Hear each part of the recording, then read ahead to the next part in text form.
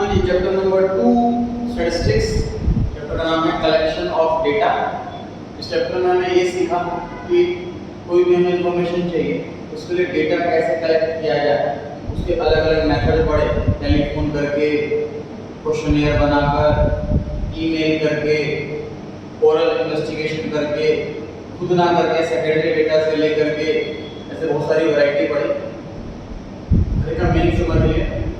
Question ये बोला हुआ है आइडेंटिफाई द एप्रोप्रिएट मेथड, मतलब आपको सारे मेथड पता है तो आपके सामने एक सिचुएशन दे दी जाती है तो बताओ ये कौन से मेथड में होगा। जैसे पहला है कि लोकल एजेंट को अपॉइंट करते हैं और उनको ट्रेन करते हैं कि भी आप इंफॉर्मेशन कलेक्ट करो, ये कौन सा वाला मेथड है।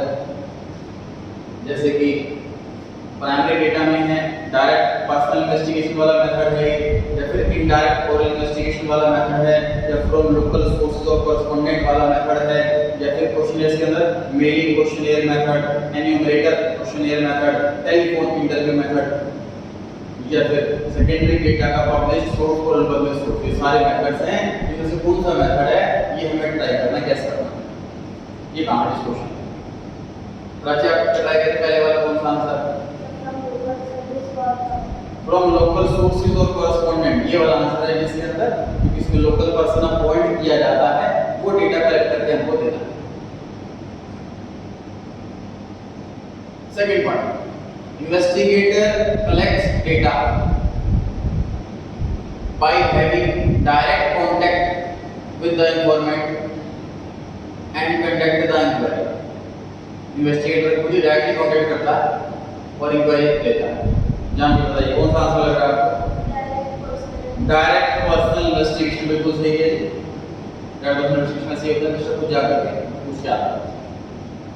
तीसरा है कि data is collected through an interview over the telephone with the interviewer. जैसे टेलीफोन इंटरव्यू में करेक्ट है। नेक्स्ट, एन्यूमरेटर मतलब जो इंक्वायरी कर रहा है, personally visits informants along with the questionnaire, question की list, ask question and note down their reply note करता है।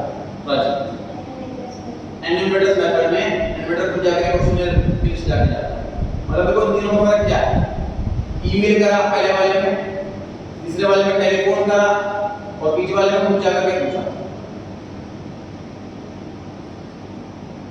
फिफ्थ, इन्वेस्टिगेटर अप्रोच करता है तीसरे बंदे को, who is in the position, जिसके पास कोई इंफॉर्मेशन हो सकती है, तो हम डायरेक्ट इंफॉर्मेंट से नहीं पूछ रहे, इस तीसरे बंदे से पूछ रहे हैं। जान लीजिए इनडायरेक्ट ओरल इन्वेस्टिगेशन ऐसे ही होता है, जब जिससे इंफॉर्मेशन लेनी उसके पास नहीं जाते, मुझे वर्कर की पता करनी सिचुएशन कैसे चल रही है, तो वर्कर से नहीं पूछेंगे हम उसके मैनेजर से पूछेंगे या नेबर से पूछेंगे।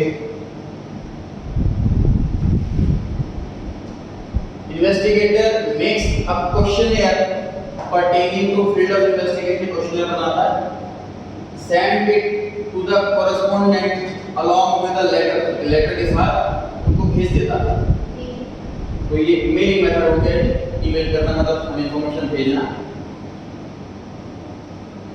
क्लियर हो गया ये क्वेश्चन? कोशिश करेंगे सारी वैरायटी क्वेश्चंस कवर हो जाए।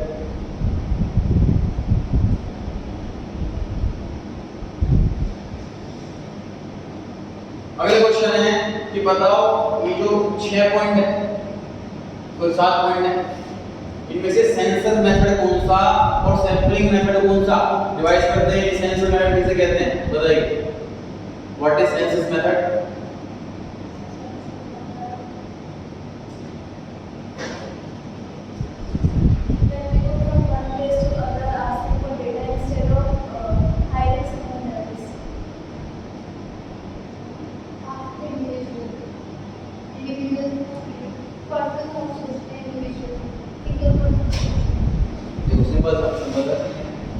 सेंसस मेथड में और सैंपल मेथड में क्या है मीनिंग इसका?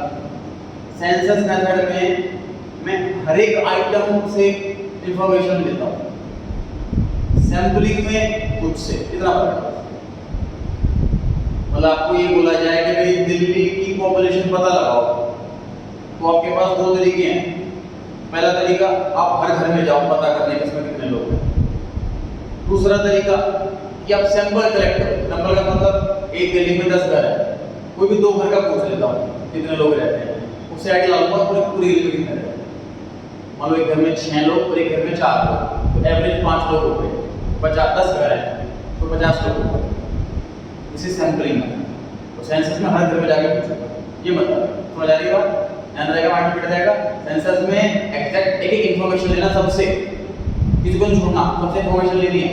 सर आपको पता करना है कि एक फैक्ट्री में सैलरी कितनी है सबकी, हर वर्कर से पूछो उसकी सैलरी कितनी, किसकी 20,000, किसकी 25,000, फिर लगाओ average. Census method, sampling method, junior class के 10 लोगों को बुला लो और अपर क्लास और मैनेजर लेवल उनसे पूछो सैलरी कितनी, कुछ लोगों को बुला करके एवरेज निकाल लो। इसी सैंपल मेथड क्लियर हो गई बात। सेंसस में हर एक से, सैंपल में कुछ से, ध्यान रहेगी बात। पहला, when population is heterogeneous, पहले आप ट्राई करो, सातों के सातों आंसर को पेपर को लिख के ट्राई करो, इसमें होना चाहिए सेंसस, इसमें होना चाहिए सैंपल, उसे ट्राई करो पहले।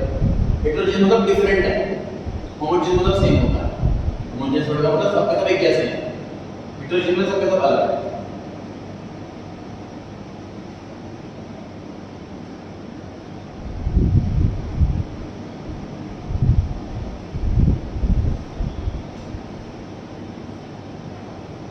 चैप्टर को रिवाइज भी करवा रहा हूँ साथ साथ, ऐसा नहीं सीधे क्वेश्चन ही करवा रहा हूँ।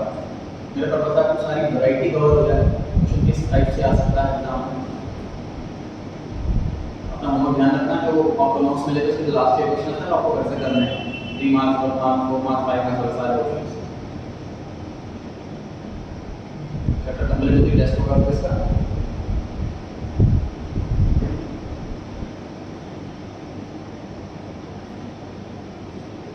स्कूल के टेस्ट स्टार्ट हो जाएंगे जल्दी ही, तो आप ध्यान रखें ये चीज़ कभी ना हो कि सर स्कूल में टेस्ट है क्वेश्चन का छोड़ दिया, क्वेश्चन में टेस्ट होगी दे लेंगे, डबल हर्डल आपको खुद करना ही करना है।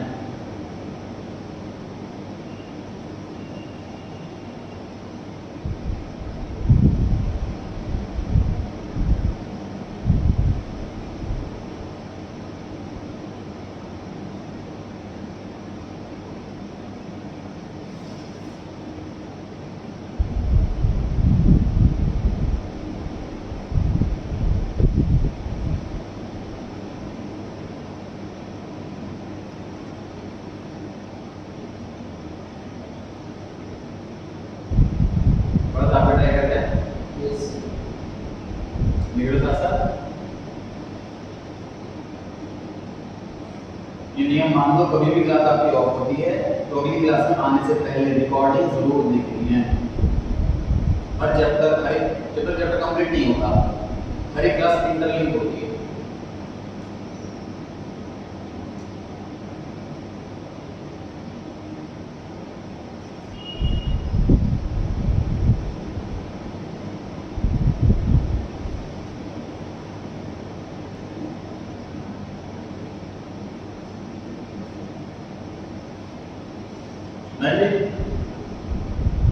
स्टार्ट करें। पहला राशिया पता, हाँ जी, सेंसस मेथड। सर सारे पॉपुलेशन जो है ना हेटेरोजेनियस तो अलग अलग है। अब मान लीजिए कि वर्कर्स सब सारे के सारे मिक्स हैं, कुछ मैनेजर है, कुछ लोअर क्लास है, कुछ सेमी क्वालिफाइड है, कुछ अनट्रेन्ड है, कुछ सेमी स्किल्ड है, सारे वर्कर अलग टाइप का है। तो मैं किसी को पूछूं कि उसके एवरेज कैसे निकालूंगा? सबके सब होमोजेनियस होंगे तब ये पॉसिबल है सैंपल ले लेना। सिंपल सी बात है, सैंपल कब लेते हैं हम? आप ये सोचो कि मान लीजिए एक गली में सारे मकान ऐसे बने होंगे, कोई 1 फ्लोर का बना हुआ है, कोई 4 फ्लोर का, कोई 2 फ्लोर का। हम एक घर से पूछकर पॉपुलेशन आइडिया लगा नहीं सकता, 10 लोग ज़्यादा लोग रह रहे तो हेटेरोजेनियस के केस में सेंसस ही करना पड़ेगा और घर में पूछना पड़ेगा। कोई अपार्टमेंट बने होंगे, तो अपार्टमेंट सारे के सारे सेम साइज के हैं, सबके सब सेम स्पेस के हैं, तो उनमें कहीं ना कहीं हर एक पॉपुलेशन बराबर होगी, वो होमोजेनियस हो गए, तो हम सैंपलिंग कर सकते हैं। याद रहे, सैंपलिंग होमोजेनियस के केस में होती है और सेंसस हेटेरोजेनियस के केस में। अब चाहे तो नोट्स में लिख भी लीजिए।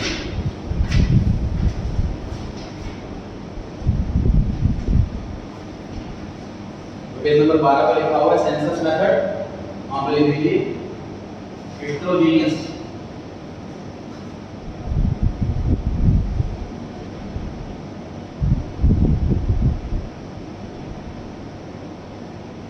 और सैंपल सर्वे के आगे होमोजेनियस। पेज नंबर 12 में सेंसस सर्वे के आगे हेटेरोजेनियस और सैंपल सर्वे के आगे होमोजेनियस। ये 1 मार्क वाले क्वेश्चन बेस को इतना स्ट्रांग बना देंगे आपका कि लॉन्ग क्वेश्चन में भी कंटेंट आपके पास बड़ा स्ट्रांग रहेगा।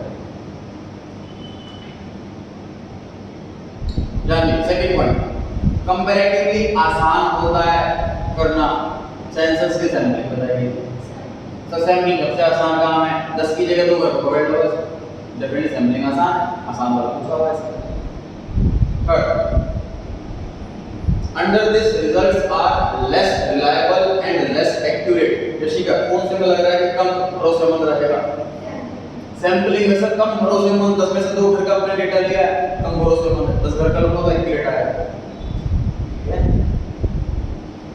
Fourth point, extensive inquiry is conducted as each and every unit of population is studied।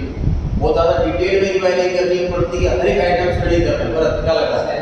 Census, हर एक आइटम स्टडी कर रहे हैं, वो सेंसस में होगा। Next, only error that may arise in the collection of data is error of bias. Bias मतलब भेदभाव करना। तो मतलब क्वेश्चन क्या कहना चाह रहा है? देखो, एरर 2 टाइप के होते हैं। एक एरर ऐसा है जो जैसे मैं घर में जाकर पूछ रहा हूँ कि भाई आप बताओ घर में कितने लोग रहते हैं, अब वो झूठ बोल दे, ऐसा है। ये तो मैं सेंसस करूं कि सैंपलिंग करूं, दोनों हो सकता है। दूसरे टाइप का एरर ऐसा है वो सिर्फ सैंपलिंग बात है। वो क्या है कि सर मैं अगर हर घर का पूछूं कि पॉपुलेशन कितनी है, तो एवरेज पॉपुलेशन आएगी 4 लोग एक घर में, और मैं सैंपल कर लिया 2 घरों का, उसमें मान लो एवरेज आएगी 5 लोग की, एक बंदे का डिफरेंस आ गया। इस सैंपलिंग एरर, ये एरर इसी वजह से हुआ कि मैं सैंपलिंग वाला काम है। अगर मैं सैंपलिंग ना करता तो ये एरर नहीं होता। समझ आ रही बात? क्वेश्चन लिखा हुआ है कि सिर्फ वही वाला एरर होता है डेटा कलेक्ट करने में आता है। वही वाला एरर कौन से वाले में होता है? सेंसस वाले में। डेटा कलेक्ट करना मतलब कि जैसे लोग डेटा कलेक्ट कर रहा हूँ कि भाई कितने लोग हैं बताओ, उसमें एरर कर दिया, अननोन गलत बता दिया, तो ये वाला एरर तो कॉमन है, दोनों में होगा ना। सुनो, सैंपलिंग वाले में एक एरर नहीं 2 एरर होते हैं। सामने वाले ने गलत बता दिया और मैंने सैंपल गलत चुने, 2 एरर होते हैं सैंपलिंग वाले में। और सेंसस वाले में सिर्फ एक एरर होता है, सामने वाले ने गलत बताया। समझ में आ रही बात है? तो सेंसस इस क्वेश्चन में पूछा हुआ है कि सिर्फ एक ही एरर होता है, और कौन सा मेथड? सेंसस होता है। ठीक है, अब दोस्तों जाकर ये लिख लो, सेंसस के आगे 1 एरर और सैंपल वाले में 2 एरर्स। सेंसस वाले में 1 एरर और सैंपल वाले में 2 एरर्स। जितनी नोटिंग करो, मेरे बिना बोले उतनी कोशिश करो, नोटिंग करते रहो। जितने वर्ड्स टाइप हो रखे हैं नोट्स के अंदर, उतने वर्ड आपके हाथ से लिखे होने चाहिए नोटिंग वाले, ऐसी कोशिश रखो।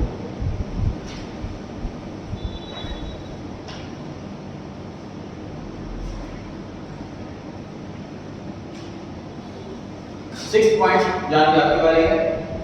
कम खर्चीला होता है, कम समय लगता है, कम मेहनत लगती है। सैंपलिंग से सस्ता होता है, कम मेहनत लगती है, क्योंकि कुछ लोगों से काम करा दिया।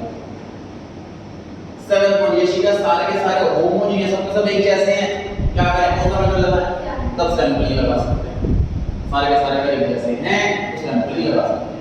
जैसे फैक्ट्री में सर क्या होता है कि एक ग्रुप है पूरा वो सेमी स्किल्ड वाला होता है, आधा स्किल हम कहते हैं। एक ग्रुप है अनस्किल्ड, बिल्कुल फ्रेश लेबर, और आप कुछ ग्रुप है वो स्किल्ड लेबर का एक्सपीरियंस, तो पूरा होमोजेनियस, वो सब एक जैसे ही है। तो मतलब किसी को 5 का पॉइंट पूछ लो तो भी चल जाएगा, सब सेम जैसे, एक जैसे में सैंपलिंग चल जाएगा।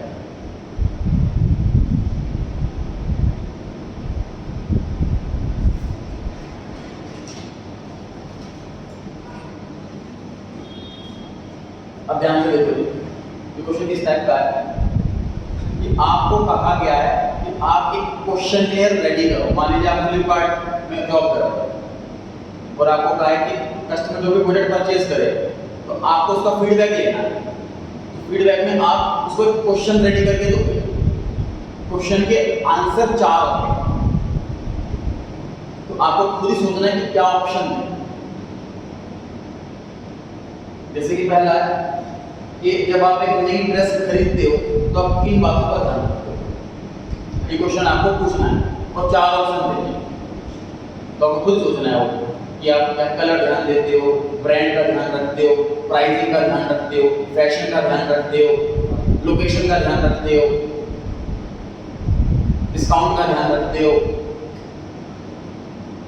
ईज ऑफ पेमेंट का ध्यान रखते हो, क्रेडिट कार्ड अपने पर चलेगी कि नहीं। समझ आ रही है बात? वैसे 4 ऑप्शन खुद ही सोचना है आपको। और ऑप्शन अब पता है हर जगह लगा आंसर आएगा इस क्वेश्चन में, एग्जाम में हर जगह लगा आंसर आएगा, सबका आंसर सेम नहीं होगा, पर सबका आंसर सही हो सकता है। बट आपको क्वेश्चन की क्वालिटी से ट्राई कीजिए आप लोग।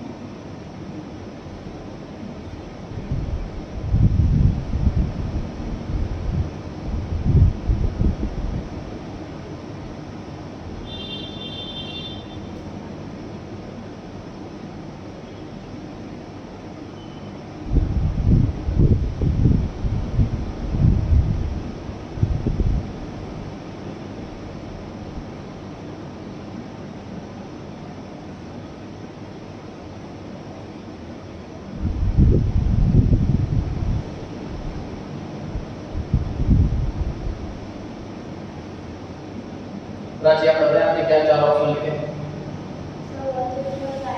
Price, quality, comfortable, discount. Correct. Janvi आप बताएं आपने क्या 4 ऑप्शन लिखे? कॉस्ट, डिस्काउंट, क्वालिटी, रिटर्नेबल का ऑप्शन है कि नहीं? करेक्ट, बहुत अच्छी बात। Price, comfortable, colour,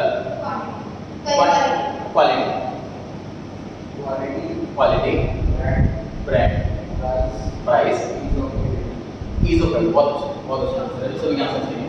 question number 2 में पूछा हुआ है कि आप कंप्यूटर कितनी देर इस्तेमाल करते हो, ये क्वेश्चन है। 4 ऑप्शन समझिए। अच्छा, माइंड में सुनिए सुनो, जब आप 4 ऑप्शन बनाएं तो ध्यान रखना कोई भी एक भी आंसर ना ऑप्शन में आना चाहिए। मतलब आपने ऑप्शन ऐसे दे रखे हैं, मान लीजिए मेरा आंसर जो है वो 4 में से कहीं पर भी नहीं आ रहा, ऐसा ना हो। तो फॉर एग्जांपल आपने ऐसा ऑप्शन दिया कि 1 घंटा, 2 घंटे, 3 घंटे, 4 घंटे, मान लो 5 घंटे यूज करता हूँ, ऑप्शन ही नहीं है कोई। ऐसा ना हो कि कोई ऑप्शन में लाइन नहीं रखता।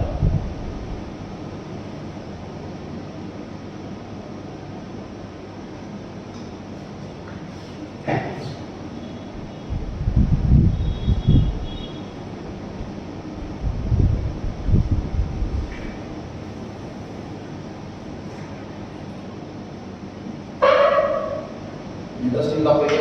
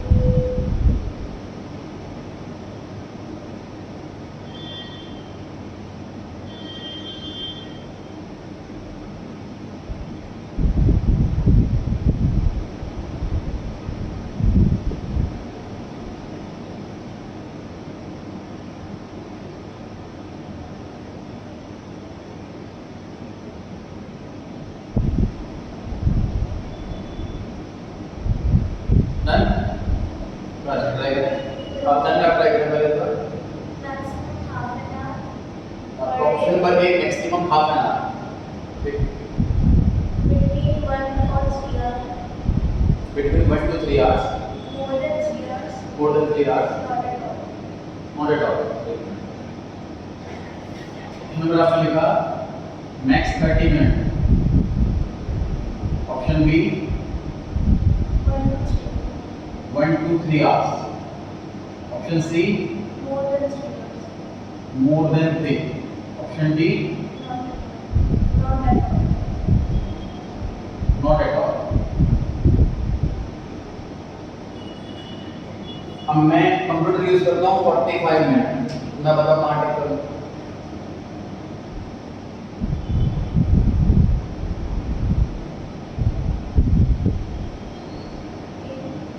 ये ऑप्शन लिखा मैक्सिमम 30 मिनट, मैं तो 45 मिनट यूज करता हूँ। ऑप्शन ऐसे फ्रेम करो कि हर एक स्टूडेंट मतलब इंफॉर्मेट का कोई भी आंसर हो तो लाइक करे, चारों से कोई भी ऑप्शन नहीं है इसमें तो है कि नहीं। आपने आंसर को खुद एक बार एनालाइज करो बाकी सब ठीक, और जिसको लग रहा है मेरा आंसर रेडी है एड्रेस कर सकते हैं उसका आंसर बताएं। Less than 1 hour, 1 to 3 hours, 1 to 3, 3 to 5 hours, 3 to 5, more than 5 hours, more than 5। Correct answer है जी बिल्कुल। अब मेरा कितने भी मिनट में यूज करता हूँ, कितने भी घंटे यूज करता हूँ, कोई ना कोई ऑप्शन मेरे लिए आएगा। लेस देन 1 मैं बिल्कुल कंप्यूटर यूज नहीं करता, वो भी ऑप्शन ए है मेरे लिए, है ना, ये बिल्कुल सही है answer. Right, under 1 hour, less than 1 hour, few hours, all day, not at all।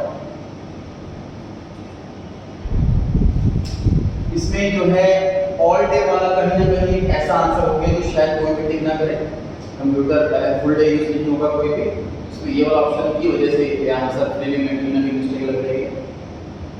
और जो फ्यू है ये कहीं ना कहीं रिजिड नहीं है कि मैं 1 घंटा यूज करूँ शायद वो भी टिक करूँ, उसको करूँ 6 घंटे यूज करूँ तो भी शायद उसको टिक करूँ, तो फ्यू डिफाइंड नंबर नहीं है, इसलिए ये करेक्ट आंसर नहीं बैठेगा।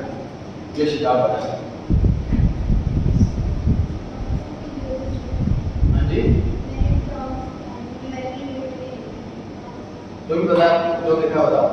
अभी हमको क्या है, हम सीख लर्निंग स्टेज में हैं, बिल्कुल बेकार आंसर भी आपका कोई टेंशन लेने की चीज नहीं है, आपका आंसर सही है तो कुछ नहीं सीखोगे, गलत है तो सीखोगे। हाँ जी बताएं।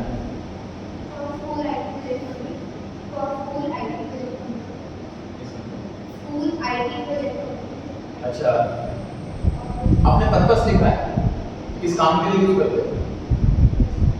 नहीं, हाउ ऑफन यूज का मतलब कितने टाइम यूज करते हो, पर्पस नहीं, ठीक है। फिलहाल ये वाला फाइनल आंसर बैठा है,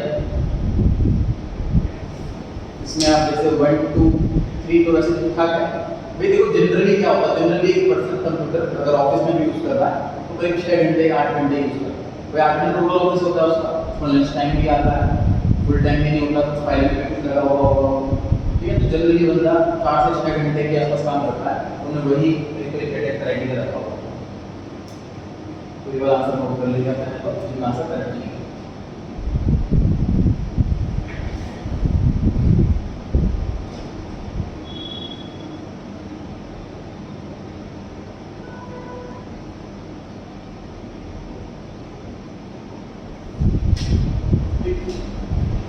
question number 3, which of the newspaper do you read regularly? आप एक सर्वे कर रहे हो, आप जानना चाहते हैं लोगों से कि कौन सा न्यूज़पेपर पढ़ते हैं। अब ऐसे में क्या ऑप्शन दे सकते हैं, अब ऐसे में क्या करेंगे हम 3 ऑप्शन में तो फेमस न्यूज़पेपर के नाम लिखेंगे और लास्ट वाले में लिखेंगे अदर, क्योंकि न्यूज़पेपर के नाम तो बहुत सारे हैं।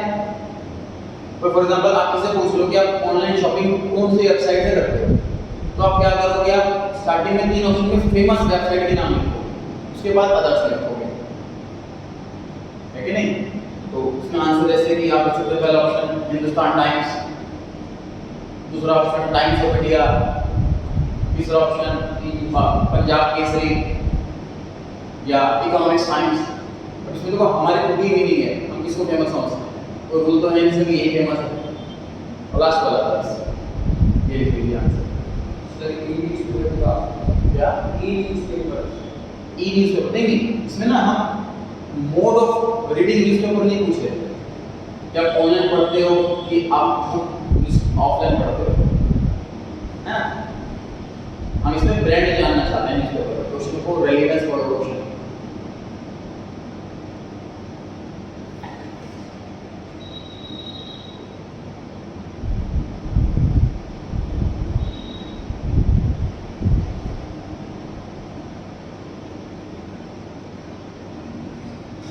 Question number 4 है sir, rise in the price of petrol is justified। Petrol महंगा हो रहा है और ये आपके अकॉर्डिंग क्या जस्टिफाइड है, सही है। तो यहाँ पर 4 ऑप्शन है, हम लोग क्या क्या कर सकते हैं। उस क्वेश्चन नंबर 4 में लिखा हुआ है कि पेट्रोल के रेट महंगे हो रहे हैं तो ये जस्टिफाइड है, सही हो रहा है। तो अब कस्टमर क्या फीडबैक करेगा, इसके अंदर 4 ऑप्शन है, सही हो रहा है, सही नहीं हो रहा है, तीसरा ऑप्शन भी, चौथा ऑप्शन। सर प्राइस के लेवल में क्या है, प्राइस देखोगे नहीं 42 के लिए भी आना चाहिए, 50 के लिए भी आना चाहिए। नहीं, हमें पता है इसके अंदर प्राइस रेंज नहीं डाल सकते क्योंकि हमें खुद आइडिया नहीं बिजनेस क्या चल रहा है, तो हर सिटी में अलग होता है।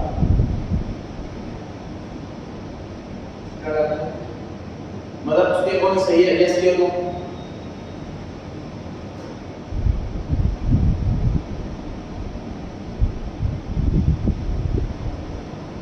ऑप्शन ए डाल सकते हैं, यस ये बिल्कुल सही हो रहा है, यस पे टिक कर देगा। ऑप्शन नंबर बी डाल सकते हैं, नो ये गलत हो रहा है, ये नहीं होना चाहिए। ऑप्शन नंबर सी लिख सकते हैं, आई डोंट नो, ठीक हमें नहीं पता ये सही हो रहा है गलत हो रहा है, हमें आइडिया नहीं है। डी ऑप्शन डाल सकते हैं, रादर नॉट से, इस बारे में कोई ओपिनियन नहीं देना चाहते हैं।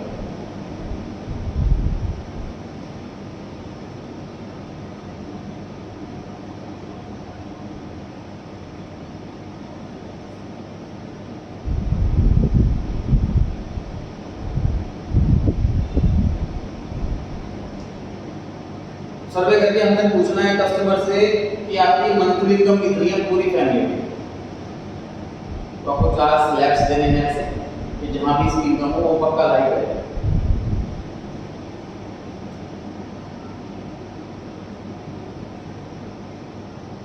सर पूरी फैमिली की हाँ प्रति मंथली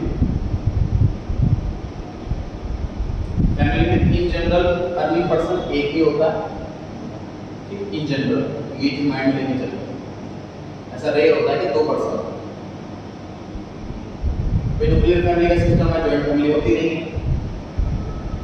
है ना, जनरली जॉइंट फैमिली होती नहीं, लोग सेपरेट रहते हैं। तो हस्बैंड वाइफ और 2 बच्चे, जनरली फैमिली में ये होगा, बच्चे करते नहीं है, लेडीज मैक्सिमम हाउस वाइफ होती है, तो जेंट्स घर कर रहा होगा।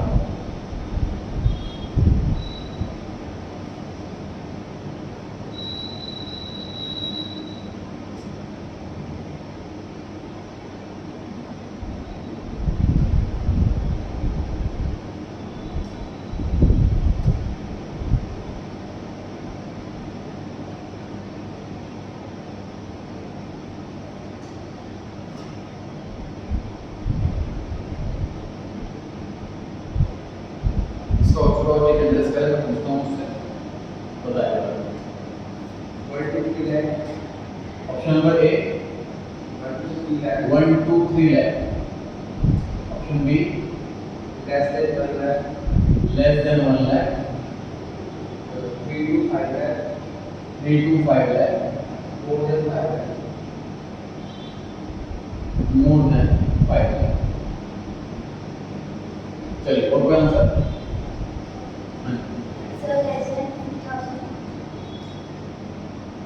less than 50,000, 50 to 1 lakh,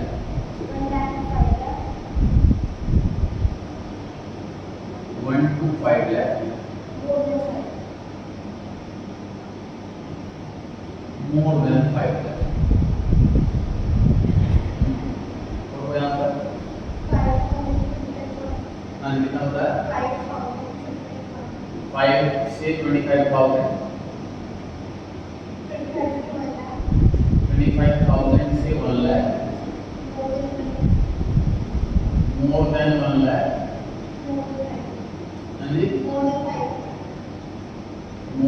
than 5 lakh.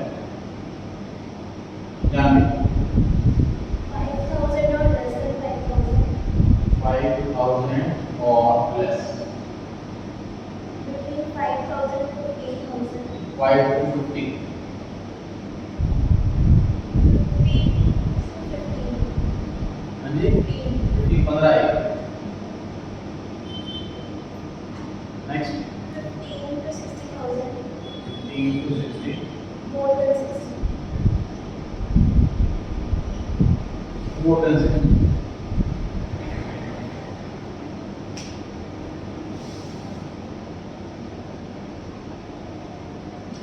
सबसे सही आंसर है जो जानवी का, समझते हैं कैसे?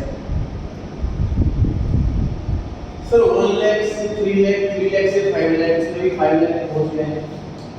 ऐसा शायद 100 में से एक फैमिली होगी या 100 में से एक ही ज़्यादा होगा कि जिसकी मंथली इनकम 5 लाख। हमें ऑप्शन ऐसे नहीं देने कि सामने वाले को गरीब फील हो, ठीक है? कोई मान लीजिए सपोज हमारे डैडी साइकिल चलाते हैं सपोज, और आपसे पूछा जाए कि आपके डैडी के पास कार कौन सी है, ऑकवर्ड फील होगा, समझ पा रहे हैं? लेकिन नहीं, तो हम किसी पूछना आपकी मंथली इनकम कितनी है, तो हम ऑप्शन ऐसे दे रहे बताओ 1 लाख है, बताओ 2 लाख है, बताओ 5 लाख है, थोड़ी शर्म होगी यार, लेस देन 1 लाख तो हमें ऐसे ऑप्शन नहीं देने, सामने वाले को ऑकवर्ड फील ऑप्शन दे रहे हैं। एक बात है, हमें मेजॉरिटी को लेके चलना है। मेजॉरिटी की इनकम जनरली 30,000, 40,000, 50,000 इतने ही होते हैं जनरली मंथली इनकम, हमें इतने बड़े बड़े अमाउंट के ऑप्शन नहीं देते। एक बात, दूसरी बात, इस वाले में बर्थ सीक्वेंस गलत था, 1 2 3, फिर उसके बाद 1 से कम, फिर 3 से 5, फिर सीक्वेंस ये होना चाहिए था लेस देन 1, फिर 1 2 3, फिर 3 2 5, फिर मोर। एक चीज और क्या कि जैसे इसमें ना मान लो मेरी इनकम 3 लाख रुपए, तो मुझे समझ में नहीं आएगा कि मैं यहाँ क्लिक करूँ कि यहाँ क्लिक करूँ,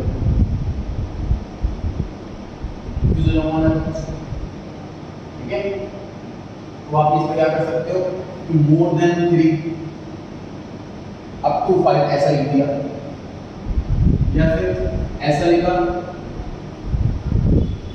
3 लाख 1 रुपए से लेके 5 लाख रुपए तक। समझ आ रही है बात? ताकि मुझे एग्जैक्ट डिफाइन करना कंफ्यूज ना हो, कुछ में ऐसा बनाना है। तो ये अमाउंट की वजह से, सीक्वेंस की वजह से गड़बड़ हो गया।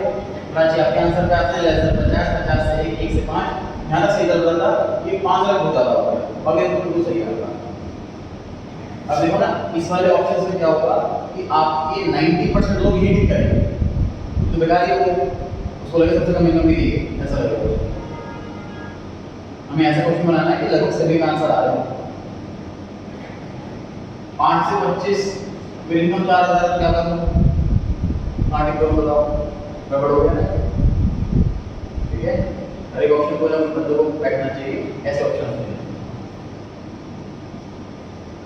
सर हाँ जी, इसके अंदर डी वाला सही ऑप्शन मोर देन 5 है, सर बोले मैं मोर देन 1 लाख और इसमें इसलिए भी गड़बड़ है, मोर देन 1 और मोर देन 5, इसमें आप लोग चाहिए तो 1 to 5,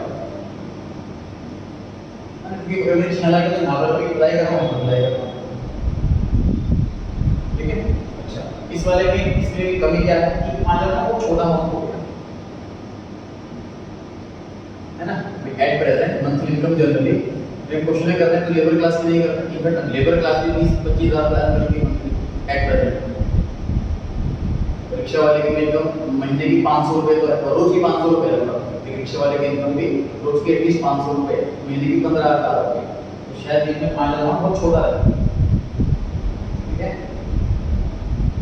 तो इसमें ये लिख देंगे पहला ऑप्शन लेस देन 20,000, और यहाँ पर लिख सकते हैं सर 20 to 40, 40 to 60 और मोर देन 60। तो इसमें आपको हर एक ऑप्शन में टिक वो मिलेगा, उसने ए, उसने बी, उसने सी, उसने डी। ठीक बात है, मगर मैं 25,000 रुपये भी कमा रहा हूँ तो मुझे फील आएगा कि यार मैं बी पॉइंट पे टिक कर रहा हूँ, मतलब मेरे से गरीब लोग भी, ठीक है? ये वाला आंसर हम कर सकते हैं आप इसके अंदर less than 20, 40, 60।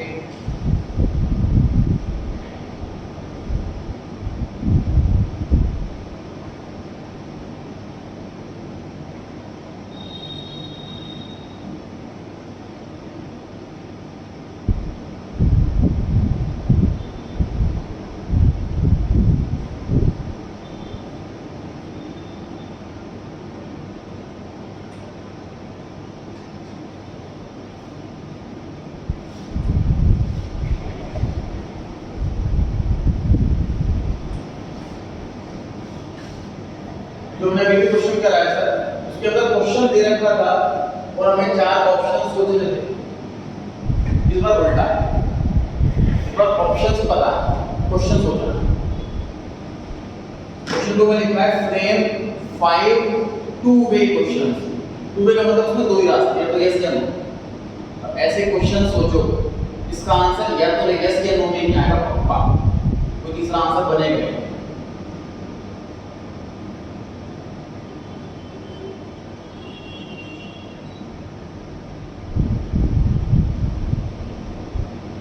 For example are you student, वो पढ़ रहा होगा तो यस बोलेगा, नहीं पढ़ रहा होगा तो नो बोलेगा।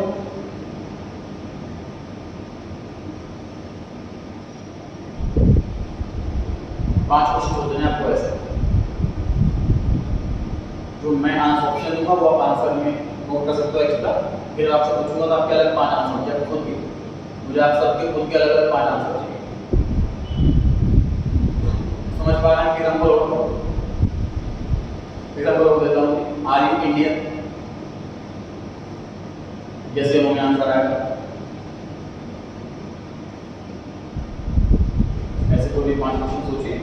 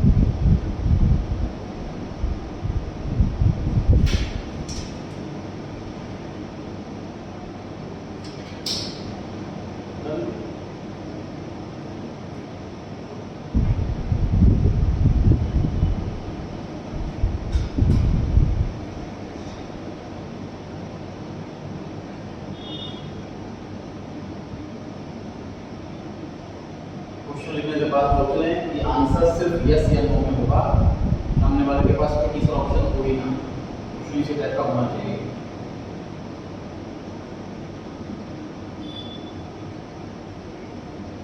तो ये 5 क्वेश्चन सोचिए, कुछ ना हो।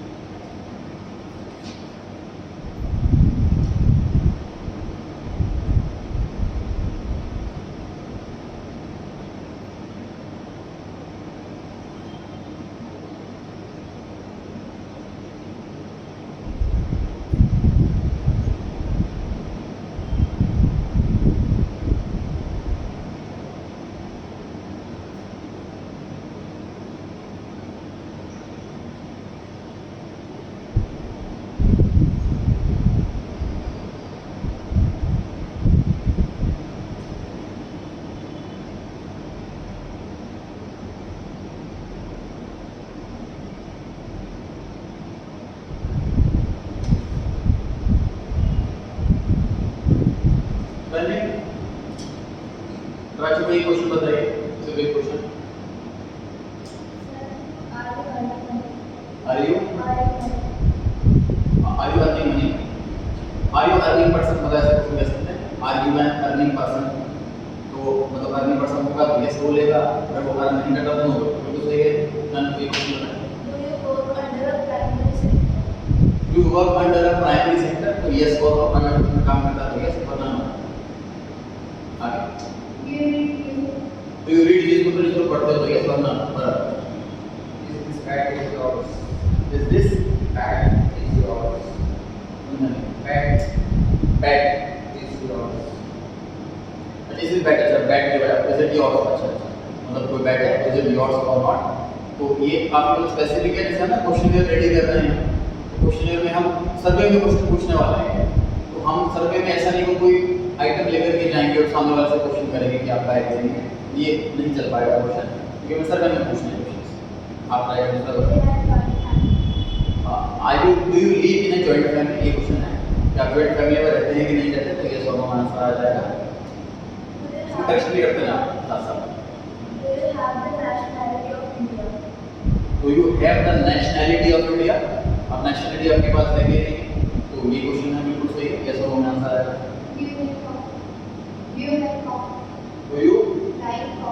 Do you like coffee? तो हम सर्वे कर रहे हैं, हम जानना चाहते हैं कॉफी लोग कितना लाइक करते हैं, तो लाइक करते हैं कि नहीं, कैसे होगा आंसर आएगा। Do you have smartphone? Smartphone use करते हैं कि नहीं, इसमें आप बिल्कुल सही है, आप स्मार्टफोन आपके पास है कि नहीं, अगर कीपैड वाला फोन होगा या होगा ही नहीं तो आप नो आंसर कर देगा सामने वाला। आर यू मैरिड, मैरिड है कि नहीं, तो यस या नो में आंसर आएगा। Would you ever apply for any national exam? Any National exam. national exam? Have you ever applied any national exam? तो नेशनल लेवल का एग्जाम होते हैं, जैसे आईएएस एग्जाम हो गया, उसके लिए आपने कभी अप्लाई करा है कि नहीं करा, यस या नो में आंसर आएगा। बेशिका, Do you read any kind of book or novel? do you Read any kind of book or novel? book or novel? Do you read any kind of book or novel? तो आप पढ़ते हैं तो yes वरना no, ठीक है। Are you specs person? Are you specs? Do you wear specs में question ये बनेगा, do you wear specs?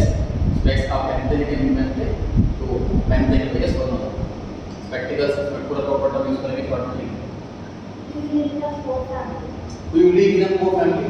तो ये थोड़ा सा मतलब ऐसे क्वेश्चन नहीं करने की सिखाया जाता है इसके अंदर कि सामने वाले को मतलब हर्ट हो, हमें क्वेश्चन ऐसे नहीं करते हैं कि आप आर यू पुअर फैमिली, तो हम ये क्वेश्चन से डायरेक्टली नहीं पूछ सकते, है ना, तो ये क्वेश्चन नहीं चल पाएगा। Are the government facilities well provided? Are you, Are the government facilities well provided? तो जिस आप सिटी में रह रहे हैं वहाँ की गवर्नमेंट ने आपको फैसिलिटीज प्रॉपर तरीके से सेटिस्फाई आप हैं उनकी फैसिलिटीज से नहीं, are you satisfied with the facilities provided by the government in your area, service satisfied हो यस वरना। Are you vegetarian? Are you vegetarian, vegetarian तो यस वरना नो, भूल गए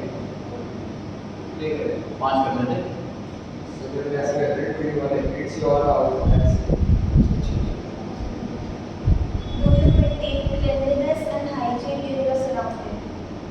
Do you maintain, तो इसमें मैं पता क्या होगा, do you हमको question do you maintain the cleanliness in your area, इसमें ना कोई भी आंसर नो देने से नहीं चाहिए, अगर नो दूंगा तो गलत हो जाएगा, मेरे पे बात ना आ जाए तो तुम गंदगी करते हो ना, तो हम ऐसे क्वेश्चन नहीं करेंगे कि सामने वाला तुरंत एक ही ऑप्शन पर टिक करेगा, इस पर टिक करेगा, ये नहीं चल पाएगा। Do you have any qualified degree?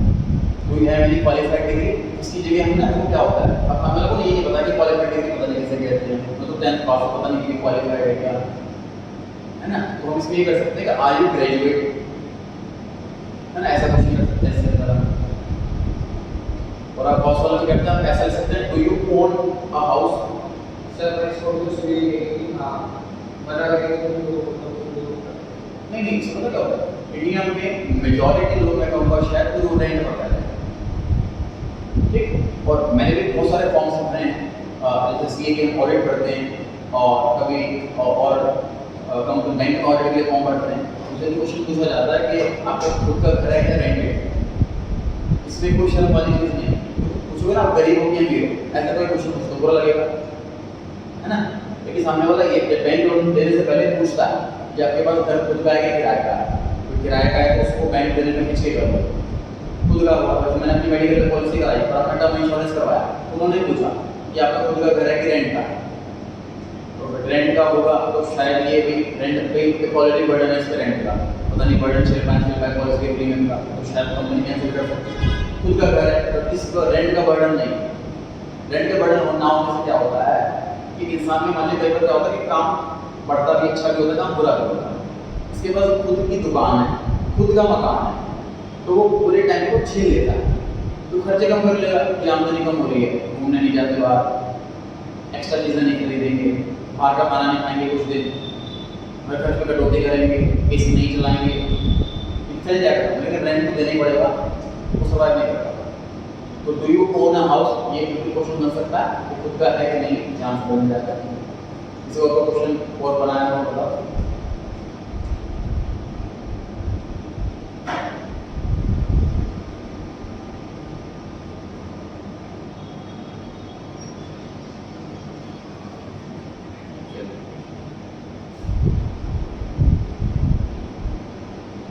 True false वाले क्वेश्चन है ये कुछ ट्राई करेंगे आप लोग।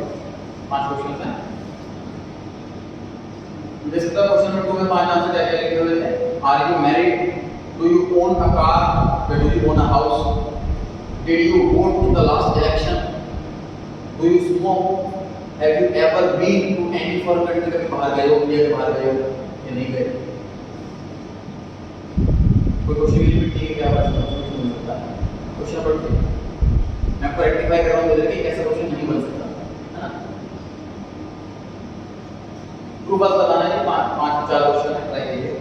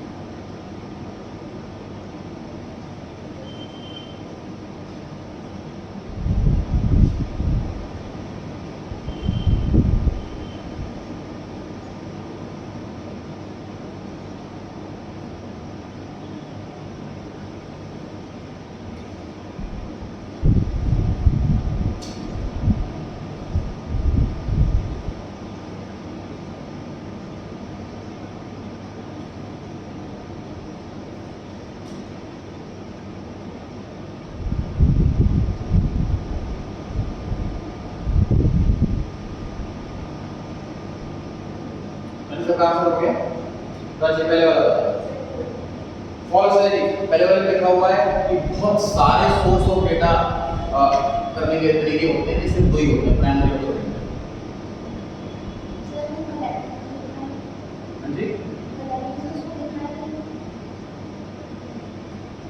डेटा का सोर्स मतलब कि डेटा कहां से ना आता, सोर्स वर्ड का मतलब ये होता है कि हम जहां से डेटा कलेक्ट कर रहे हैं। जैसे आपसे पूछा जाए कि सोर्स ऑफ इनकम क्या है, मतलब इनकम आपकी कहां से आ रही है, ठीक है। तो आंसर आ गया फॉल्स, क्योंकि सिर्फ 2 ही होते हैं, प्राइमरी और सेकेंडरी। यानी second question falls. Question number 2 में लिखा हुआ है कि टेलीफोन वाला तब सुटेबल है जब पॉपुलेशन पढ़ी लिखी हो। जब पॉपुलेशन अगर पढ़ी लिखी होती है ना तो ईमेल करते हैं, ठीक है। टेलीफोन करने की जरूरत नहीं, कोई एक ईमेल पे सारी सबके मैं टाइप करी सेंड कर दिया, 100 लोगों को तुरंत काम हो जाएगा। इनको मैंने कॉल करना पड़ेगा, टाइम ज़्यादा लगेगा, ठीक है। या पढ़ा लिखा नहीं होता इंसान, 5 टेलीफोन करते हैं, और पढ़ा लिखा तो ईमेल चल जाएगा। Third Yashika falls. Data investigator खुद कलेक्ट करे तो वो प्राइमरी डेटा होता है, सेकेंडरी डेटा नहीं। प्राइमरी खुद कलेक्ट करता है, सेकेंडरी में बाहर से कलेक्ट किया जाता है किसी और से। बट लास्ट वाला लास्ट ट्रू है जी। देखो नॉन रैंडम, देखो रैंडम का मतलब क्या होगा, फिर रैंडमली किसी को भी ले लिया। नॉन रैंडम मतलब रैंडमली किसी को नहीं लिया, चुना। जैसे आप में से मुझे पता लगाना है कि आपके मेरे पास कितने हैं, तो मैं सैंपलिंग करना चाहता हूं, ठीक। तो मैं क्या कर सकता हूं कि आप लोगों में से एक और आप 2 में से ऐसा कर लिया, ये तो रैंडम हो गया। और मैंने क्या करा, मैंने आप दोनों को ले लिया, इन दोनों को नहीं लिया, तो इसमें नॉन रैंडम है, इसमें भेदभाव हो सकता है, बायसनेस हो सकती है। लिखा हुआ है there are certain biasness in non random, वो ट्रू हो गया, ठीक है। चलो इतना करते हैं, इतना कर उसको रिवाइज करते हैं। होपफुल चैप्टर खत्म हो जाएगा नेक्स्ट क्लास में। उससे क्लास में स्टार्ट है